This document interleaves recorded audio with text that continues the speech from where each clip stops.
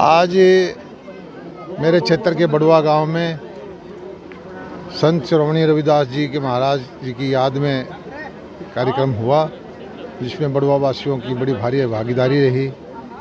और मैं समझता हूं कि हमारी जो सरकार है वो संतों के दिखाए रास्ते पर चलती है, समाज को साथ लेकर के चलती है, कमज़ोर वर्ग को आगे करके चलती है और नीतियाँ बना करके काम करती है।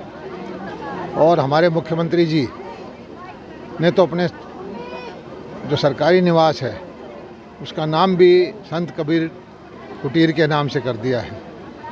ऐसी प्रवृत्ति के हमारे मुख्यमंत्री हैं और हमारी जो सरकार है गरीब कल्याण के लिए समर्पित है। पहले वाली सरकारों की तरह से नहीं, जो गरीबों के प्रतिभाशाली बच्चों की, मेरिट वाले बच्चों की नौकरियों को पैसे वालों को बेच देते थे, अपने रिश्तेदारों को दे देते थे। अब पिछले दिनों जो लिस्ट आई है 10-12 हज़ार नौकरी मिली हैं, सारे गरीबों के बच्चों को मिली हैं, प्रतिभाशाली बच्चों को मिले हैं। बहुत खुशी का माहौल है और आने वाले वक्त में भी हम 50,000 नौकरियां और देंगे। आज सारे बच्चे जो है लाइब्रेरियां भरी हुई हैं, पढ़ाई की तरफ ध्यान है, उनके एक आशा है कि अपनी प्रतिभा के दम पर वो अच्छी से अच्छी जो है उपलब्धि प्राप्त कर सकते हैं। 21 लाख रुपए यहाँ जो इन्होंने भवन बनाने की थी उसके लिए मैंने कहा है। और इसी तरह से जहाँ जहाँ मैं जाता हूँ जो जो ज़रूरतें होती हैं उनकी पूर्ति करता हूँ।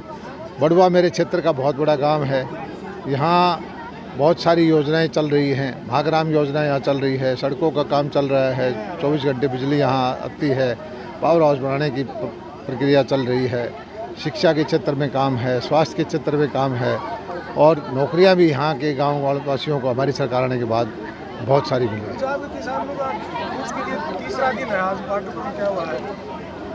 मैं तो एक समझता हूँ कि हमारे प्रदेश हरियाणा जितनी किसान हितैषी नीतियाँ देश में कहीं नहीं है।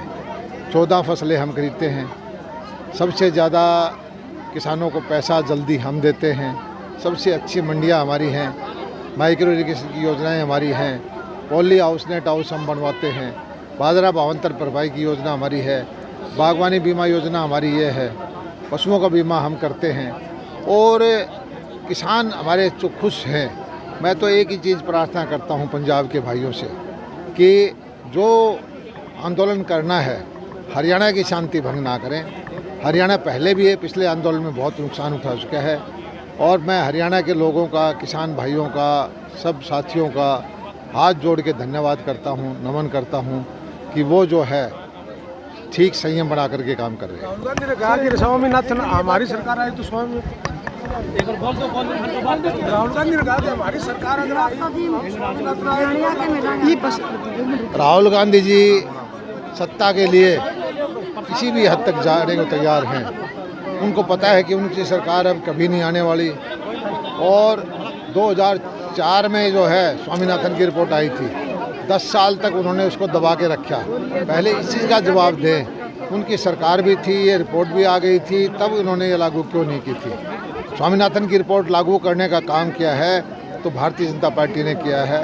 सीधा पैसा खाते में देने का काम किया है वो भारतीय जनता पार्टी ने किया है। किसानों के फसल बीमा योजना का काम किया है वो भारतीय जनता पार्टी ने किया है।